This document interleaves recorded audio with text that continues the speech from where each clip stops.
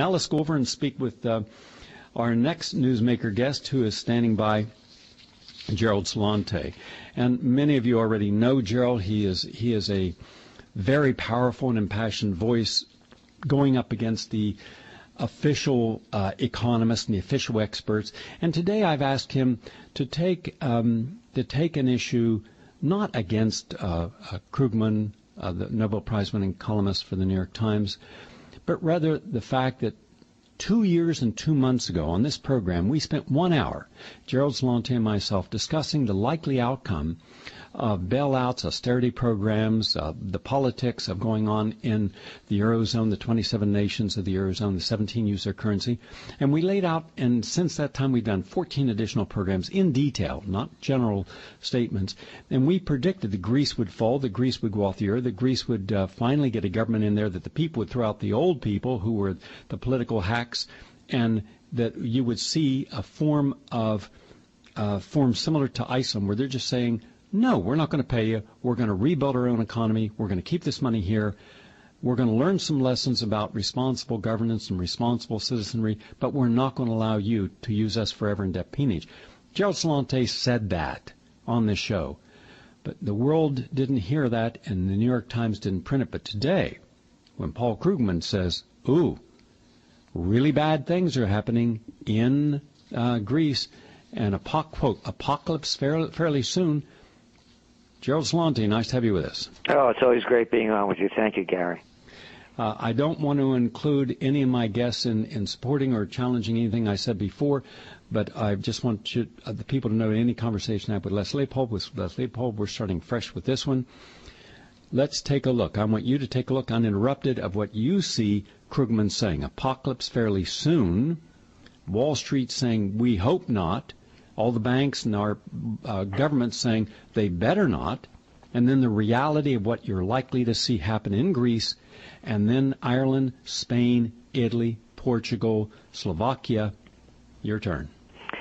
Well, in reading Krugman's piece, he begins with, suddenly it has become easy to see how the euro, that grand, flawed experiment in monetary union without political union, could come apart at the seams. Suddenly? Suddenly for who? For a blind person to see it? As you pointed out, we've been saying this for years. We said the Eurozone was going to collapse when it began. And this piece by Krugman, only they can get away with it. It's the same club. They're wrong time after time after time, and yet they come out and make a statement, and everybody listens. Apocalypse fairly soon? No, Junior. Apocalypse now. If you're living in Spain, and you're one of the 25% plus that are unemployed, if you're one of the 50% plus young adult unemployed, it's apocalypse now. If you live in Greece, if you live in Portugal, if you live in Italy, Ireland, if you live in Lithuania, Hungary, Romania, Bulgaria, if you live in any part of the world that's going through this, it's apocalypse now. And by the time they see it coming, it's too late. And this thing is just, I mean, the language is kiddie crap. You know, and he talks about things, you know, that we have to hope for this and hope for that. Yeah, how about hope and change? And the only thing that he's right about, when he says Europe's answer has been austerity, savage spending cuts in an attempt to reassure bond markets. Yet, as any sensible economist could have told you, and not him included, and these cuts deepened the depression in Europe's troubled economies, which both further undermined investor confidence and led to growing political instability. Let's take that first word. Undermine investor confidence. Gary, what's an investor? I'll tell you what an investor is. It's a gambler. Investor. I'm tired of this investor crap. These are gamblers. They're money junkies. They can't kick the habit. It's like a freak going to Atlantic City or Las Vegas, or a lotto junkie playing and thinking they're going to win. But there's one big difference here. when the money junkies like Jamie Dimon or Lloyd, I'm doing God's worth blank fine, when they lose, we pay. And it's like you mentioned, about jpmorgan with this $2 billion. It's chump change. jpmorgan's investment unit, the same one, has $100 billion of risky bonds. Again, not risky bonds. That's the wrong language. That's white shoe boy language. It's bad bets. The whole thing is coming apart at the seams. And as we said in the spring 2011 Trends Journal, the first great war of the 21st century has begun. You see them out in the streets. 100,000 people in the tiny Czech Republic protesting corruption in the government. Did it make the news? No. Last week, hundreds of thousands taken to the streets in Spain. Hey, what do you think about gay marriage? Let's talk about that until we can't talk about it anymore. That didn't make the news. Every day there are suicides in Italy and Greece and all these countries at record levels, robberies. It's falling apart. It's war. It's class warfare. And this is what's going on. There is no saving the European Union. We said it when it began. It began when it was the beginning of globalization. You and I and those old enough to remember in the 1970s and 80s and early 90s, it was up until 1991, there was no Russia. When the Berlin Wall fall, 89, everything was locked behind the Iron Curtain. There was no globalization. China, everybody thought of China, they thought of Mao and rickshaws. There was no China. India, forget India. The only thing people knew about India was Gandhi. Brazil, what brick nations? Who cared? Didn't exist.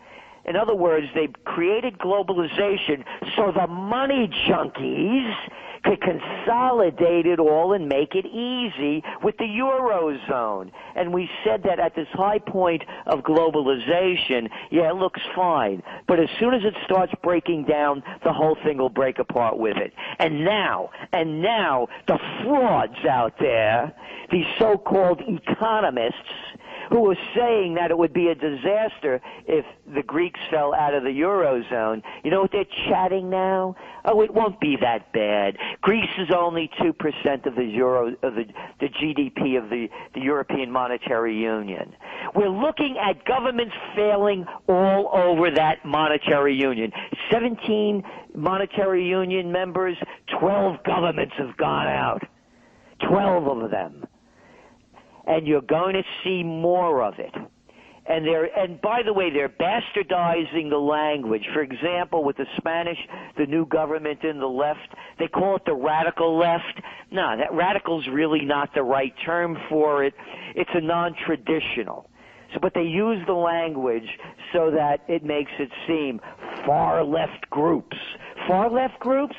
How about criminal operations calling themselves the center? So that's what's going on in a nutshell. I have one last quick question for you. Looking forward, I'm concerned about the following, and take any piece of this concern and address it if you would, please. I'm concerned that that at some point there's a high probability after Obama gets elected, if he does, that Israel will attack Iran. If that happens, I see China doing something that I believe it has wanted to do for a long time, that is getting rid of a lot of the dollars, which they've already been doing by these 17 phantom cities with 65 million empty housing units there, and all these factories and lands they're renting, leasing, and buying, by getting low enough that they could stop giving us dollars and justify doing that because of their support for Iran, Russia's support for Iran, India's support for Iran, and that would immediately cause the dollar to become worth a whole lot less, and people would be in our country smacked down by very high gas prices, hyperinflation on everything. That's not even being discussed anywhere today, and yet our media, without exception, is rallying around Israel, its right to self-determination, its right to protect itself, and the politicians there, along with their APAC friends. And behind all this is China. And China's in a bubble economy now with this housing, and it's deflating, and they're going to take a big, hard landing on this, but they can survive that. But I think at some point they're going to want to be the #1 power in the world economically, and if they drop the dollar as the reserve currency and start trading amongst themselves, that'll absolutely happen. Whether it's official or unofficial, by fiat it will happen, and America will get hit broadsided. People will think that they're in the Great Depression times 5. Your thoughts? Well, on Iran, we may not have to wait until after Obama is reelected. And by the way, we think he will. And of course, I'm a political atheist. I don't believe in any of this stuff. So it's not a forecast that we're making because we want it to happen. And it's a lesser of two evils and doesn't mean anything to us, whoever gets in there. But just pick up today's paper in the New York Times. U.S. envoy to Israel says nation is ready on Iran. The American ambassador to Israel said this week that not only was America willing to use military force to stop Iran from developing nuclear weapons, but that preparations had already been made for a possible attack. The United States and Europe has already declared war on Iran by imposing these draconian embargoes and on their oil. It's an act of war. It's a reverse of what the United States did to Japan prior to World War II by cutting them out of the markets to get natural resources. Now they're cutting Iran out of the market to sell their resources. On the China issue, as goes the U.S., so goes China. And so goes Europe, as goes China. For example, when you look at who China exports the most to, it's Gerald, the United hold States one and second. I just realized we're at the end of this hour. However, here's what I'd like to do. Our next program is starting. I would like to have Michael G., our engineer, call you back so that you can be heard on all the land-based stations around the United States that carry this program, which are a lot. And I had one more question that I think is essential to the people in this audience. So if you could hang up, we'll call you right back. I just want to say goodbye to our audience. I have to go do another program now, but thank you very much for listening.